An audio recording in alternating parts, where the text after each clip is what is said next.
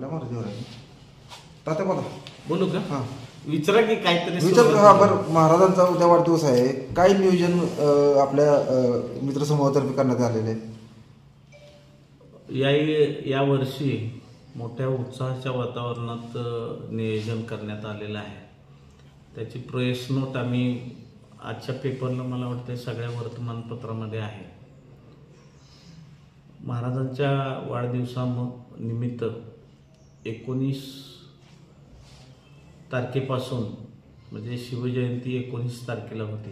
19 तारखेपासून उद्याची त्यांचा असलेला 24 तारखेचा वाढदिवस, या वाढदिवसापर्यंत भरगच्च असे सामाजिक, शैक्षणिक, लोकउपयोगी अन्नदान असेल, सांस्कृतिक कार्यक्रम असतील, शेतकऱ्यांसाठी बैलगाड्याच्या शर्यती असतील, बॉडी बिल्डिंगच्या स्पर्धा असतील, होम मिनिस्टरसारखे आमच्या माता भगिनींसाठी कार्यक्रम असतील, खास करून आरोग्य शिबिर असतील. आरोग्य शिबिर तर मला वाटतं विभागवार प्रत्येक ठिकाणी मोठ्या प्रमाणात त्या ठिकाणी उदयनराजे मित्र समूहाच्या वतीनं आयोजित केलेले आहेत. कालच बैलगाड्याची मोठी शर्यत झाली. त्या ठिकाणी आदरणीय महाराज साहेबांनी स्वतः त्या ठिकाणी उपस्थिती दाखवली आणि तिथला एकंदरीत उत्साह बघता त्यांनी तिथं सांगितलं की पुढच्या वर्षापासून म्हणजे यावर्षी लिंबसारखं मोठं गाव आणि त्या ठिकाणी ती स्पर्धा चालू केली होती.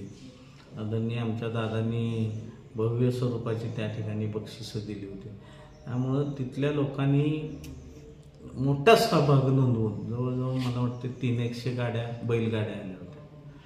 त्याच पद्धतीनं आमचे सागर भोसले आहेत, होम मिनिस्टर सारखे किंवा तुमच्या रिक्षावाली सगळी संघटना आहे, त्यांना 1 रुपयात विनामूल्य काहीतरी विमा काढून दिला, त्यांचा इन्शुरन्स वगैरे. म्हणजे प्रत्येक जणांनी आपापल्या पद्धतीनं वेगवेगळ्या पद्धतीनं आयोजन केलं आहे. उद्या माझ्या माहितीप्रमाणे आज रात्री ज्या श्रीमंत छत्रपती दादा महाराज प्रतापसिंह उर्फ दादा महाराज यांच्या नावानं ज्या स्पर्धा चालू आहेत गेल्या अखंड 23 वर्षापासून, त्याचा भव्य दिव्य सोहळा आज संध्याकाळी त्याची सांगता होणार आहे. आणि दरवर्षीप्रमाणे याही वर्षी 12च्या आत मॅच संपते आणि मॅच संपल्यानंतर त्यावेळेला त्या ठिकाणी 12 वाजता बरोबर महाराजांचा केक कापून मोठ्या उत्साहाच्या वातावरणात, म्हणजे एवढा आनंद उत्सव असतो. सगळे तरुण असतील, मध्यमवर्गीय असतील, सगळी मंडळी, म्हणजे रात्रीचा माहोल तुम्ही सगळ्यांनी अनुभवलाय गेल्या वर्षाचा.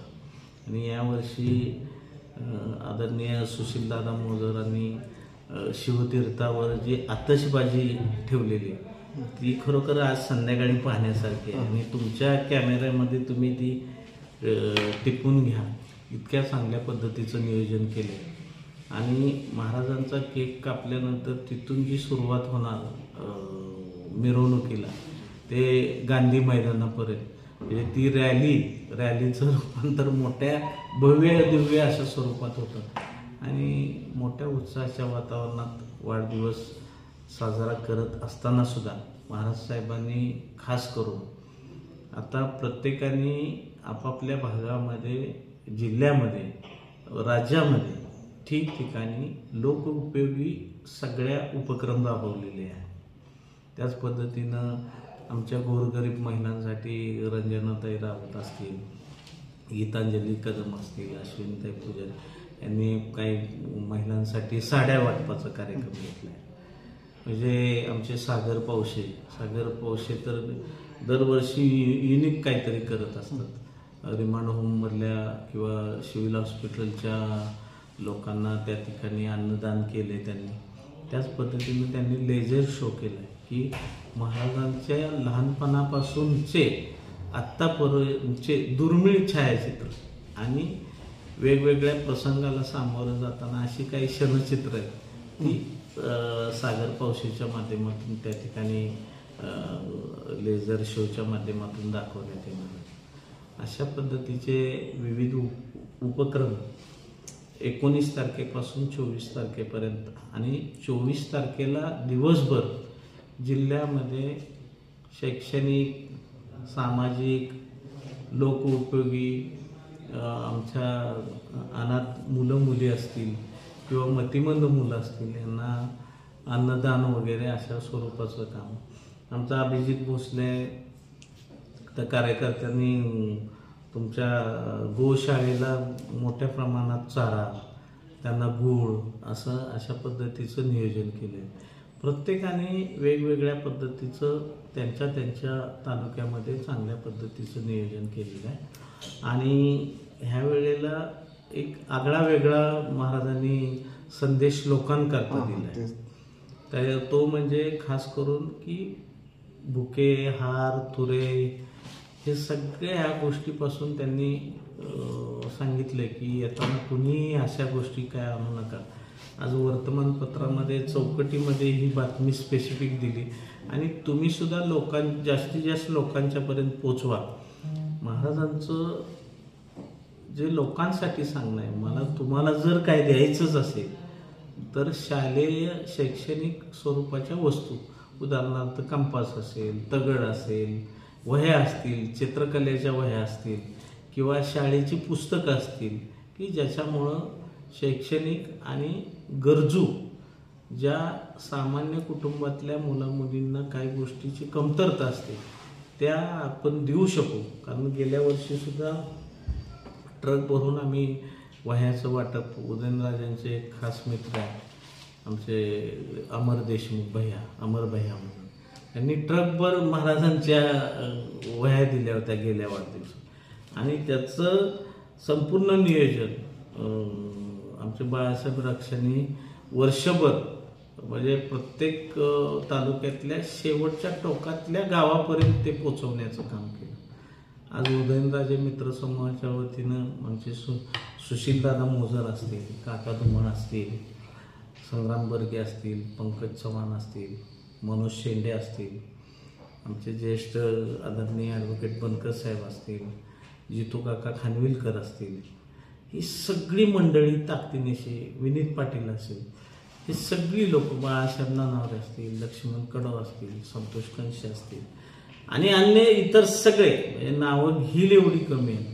उदयनराजे मित्र समूहातील सगळ्यांनी मिळून आम्ही एक जीवानं एक दिलानं सगळं नियोजन केले. तसं पाहायला गेलं तर मुख्यमंत्री स्वतः येणार होते कार्यक्रमासाठी, परंतु दुपारची वेळ होती आणि आम्हीच महाराजांनीच सांगितलं की मला वेळ द्यायची असेल तर संध्याकाळची द्या. कर्तव्यपूर्ती सोहळा म्हणून त्या ठिकाणी भविष्यामध्ये संपन्न होईल की महाराजांनी आणि महाराजांच्या सर्व सहकार्याने आत्तापर्यंत सातारा जिल्ह्यासाठी ज्या ज्या योजना राबवल्या, ज्या ज्या मोठ्या स्वरूपात, भरीव स्वरूपात, उदाहरणार्थ मेडिकल कॉलेज असेल, भुयारी गटर मार्ग असेल, काची उंची असेल, कराडसारख्या स्टेडियमला 100 कोटीचा निधी असेल किंवा सिंचनासारखे जी कटापूर योजना असेल किंवा जिल्ह्यातील अन्य योजना असतील, ह्याला जी कोट्यांच्या रूपामध्ये जे पैसे आले त्या कर्तव्यपूर्ती सोहळ्याच्या निमित्तानं ते भविष्यामध्ये महाराजांशी चर्चा करून वेळ देऊन येणार आहेत. त्यांनी सुद्धा मनापासूनच्या महाराजांना शुभेच्छा दिल्या आहेत आणि उदयनराजे मित्र समूहाचं एक आनंद आणि उत्सव म्हणजे सगळ्यांचा, मला वाटते महाराजांचे फॅन मला वाटते बऱ्यापैकी तुम्ही सुद्धा सगळे आहात आणि महाराजांच्या खूप असं तुम्ही सगळे प्रेम करता. सातारची जनता, महाराष्ट्रातली जनता, देशातले कित्येक जण महाराजांच्यावर प्रेम करतात. त्यांचं प्रेम, आशीर्वाद आणि ज्या पद्धतीनं लोकसभेच्या निवडणुकीमध्ये महाराजांनी पश्चिम महाराष्ट्रामध्ये खास करून सातारामध्ये भारतीय जनता पार्टीचं कमळ पहिल्यांदाच या ठिकाणी, त्यामुळं ह्यावेळेचा एक वाढदिवस मोठ्या उत्साहाच्या वातावरणात संपन्न होते. या ठिकाणी बॉडी बिल्डिंगच्या सुद्धा स्पर्धा आहेत. अतुल पाटोळे, आमचं गोटू माने, ही सगळ्या मंडळींनी वेगवेगळे, विष्णुपंत जांभळे त्यांनी रिक्षाची सौंदर्य स्पर्धा, महाराष्ट्रातून रिक्षा येतात. उद्या तुम्ही बघा महाराष्ट्रातून रिक्षा म्हणजे नटवून थटवून अशा येतात आणि वेगवेगळ्या थरातल्या त्यांनी कॅटेगरी ठेवले आणि भरपूर मोठ्या प्रमाणात त्या ठिकाणी बक्षिसं ठेवले. तर अशा पद्धतीचं सर्व उपयोगी सांस्कृतिक कला, लोकोपयोगी, अन्नदान, बैलगाडी शर्यत वेगवेगळ्या याच्यामध्ये चांगल्या पद्धतीचं उदयनराजे मित्र समूहाच्या वतीनं नियोजन केले. आपण आलात त्याबद्दल मनापासून धन्यवाद व्यक्त करतो आणि आपल्याला विनंती करतो की या कार्यक्रमामध्ये ज्या ज्या ठिकाणी जी प्रसिद्धी दिलेली आहे ते सार्वजनिक सामाजिक उपक्रमामध्ये जास्तीत जास्त लोकांनी सहभागी व्हावे किंवा नेत्रदान शिबिर असेल किंवा इतर आरोग्यविषयक शिबिरामध्ये तुम्ही जास्तीत जास्त लोकांच्यापर्यंत तुमच्या माध्यमातून पोचवाल अशा पद्धतीची अपेक्षा व्यक्त करतो. आणि काय शेड्यूल असणार आहे महाराजांचं? महाराजांचं उद्या सकाळी आईसाहेबांचं दर्शन घेऊन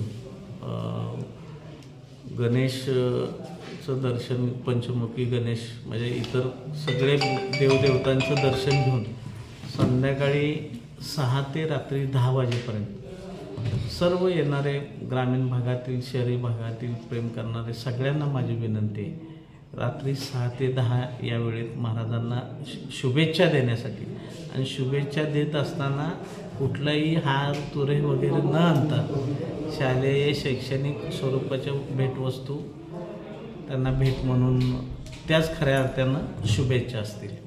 शुभेच्छा कुठं स्वीकारणार? जलमंदिर या ठिकाणी. आज संध्याकाळी तुम्ही आतिषबाजीचा कार्यक्रम ठरवला, आणखी काय काय उपक्रम तुम्ही राबवणार काय? आता आमचे मित्र आदरणीय तात्या यांनी सर्व क्लिअरच केलेले मुद्दा काय शिल्लक राहिलेलाच नाही बोलण्यासारखा. तरी काय की एवढंच सांगतो तुम्हाला की संध्याकाळी म्हणजे मी आमचे दैवत श्रीमंत छत्रपती उदयनराजे भोसले यांच्यासाठी जेवढं करेन तेवढं कमीच आहे. कारण महाराजसाहेब म्हणजे मी जे आज उभा आहे परदेशामध्ये, मी रोजगारानिमित्त पुन्हा माझे व्यवसाय चालू केले. अनेक तरुण माझ्याकडं जॉबसाठी आहेत, नोकरी माझ्याकडे करतात, अनेक आपले मराठी लोक सगळे महाराष्ट्रातले. तर जे काय उभं आहे मी परदेशामध्ये ते महाराजसाहेबांच्या आशीर्वादामुळे, महाराजसाहेबांच्या त्यांनी सहकार्य केलं मला, त्याच्यामुळे उभं आहे. तर म्हणजे ज्यावेळेला मी परदेशामध्ये राहतो, दुबईमध्ये असतो, अनेक 26-27 देशामध्ये माझा व्यवसाय चालू आहे. अनेक देशामध्ये गेल्यावर तुम्ही कुठले हा प्रश्न येतो, तर भारतातला मी महाराष्ट्रातला, आणि त्यातूनही राजधानी सातारा म्हणलं तर आपसूक बरोबर लोकांच्या तोंडामध्ये महाराजसाहेबांचं नाव येतं. तर महाराजसाहेबांबद्दल किस्से किंवा त्यांचा स्वभाव कसा आहे काय हे अनेक लोक परदेशातले लोक ऐकायला उत्सुक असतात. तर त्यांना सांगत बसलो, 1-2 तास त्यांच्याशी गप्पा मारत बसतो. तर अत्यंत खूप महाराजसाहेबांचं म्हणजे इथंच नाही, आपल्या जिल्ह्यातच नाही, महाराष्ट्रात नाही, भारतात नाही, तर अनेक देशामध्ये महाराजसाहेबांचे खूप चाहते आहेत. त्यांना मानणारा खूप वर्ग आहे. तर आज संध्याकाळी आपण पोवई नाक्यावर शिवतीर्थावर 12 वाजता फटाक्याची आतषबाजी आपण ठेवलेली आहे महाराजसाहेबांच्या मित्रमंडळीतर्फे, सर्वांतर्फे. आणि तुम्हाला एक छोटासा फक्त किस्सा सांगतो, हे वाढदिवसाच्या पेक्षा थोडंसं पलीकडं आहे. मी ज्यावेळेला दुबईला होतो त्यावेळेला महाराज मला बोलले, दिल्लीला हे थोडं एक अर्जंट काम आहे. मी दिल्लीला गेलो, महाराजसाहेब म्हणलं काहीतरी महत्त्वाचं काम असेल. तर महाराजसाहेब मला काय बोलले माहिती आहे का, माझ्या जिल्ह्यातल्या लोकांना तू परदेशामध्ये अनेक ठिकाणी होतील त्या ठिकाणी नोकरीला लाव. प्रत्येकाचे CV गोळा कर, रिझ्यूम गोळा कर प्रत्येकाचे, कुठे कुठे कोण लागतोय, कोण जर्मनीत लागतोय, कोण लंडनला लागतोय, कोण दुबईला लागतोय, कोण कुठे ऑस्ट्रेलियाला लागतोय. अनेक ठिकाणी जिथं जिथं तुझे व्यवसाय त्या ठिकाणी माझ्या जिल्ह्यातील लोक तू नोकरीसाठी त्यांना प्राधान्य दे, तिथे नोकरीसाठी त्यांना पाठव. त्यांना जॉब चांगल्या ठिकाणी, विश्वासाच्या ठिकाणी, चांगल्या ठिकाणी, ज्यांना जास्त प्रमाणात त्यांना पगार मिळेल, त्यांचं कुटुंब सुखी होईल, कुटुंब त्यांचं भागेल, अशा ठिकाणी त्यांना नोकरीला. म्हणजे महाराजांशी काय फक्त सांगायचा उद्देश एवढाच की महाराजांशी म्हणजे आपल्या जिल्ह्यातल्या तरुणांसाठी बघा त्यांच्या मनामध्ये किती एकदम वेगळं, एकदम फार इमोशनल आहेत महाराजसाहेब. म्हणजे महाराजसाहेबांसारखा इमोशनल माणूस माझ्या उभ्या आयुष्यात मी अजून कधीच पाहिला नाही. तर बाकी काय तात्याने सर्व सांगितलेलं आहे. थँक्यू.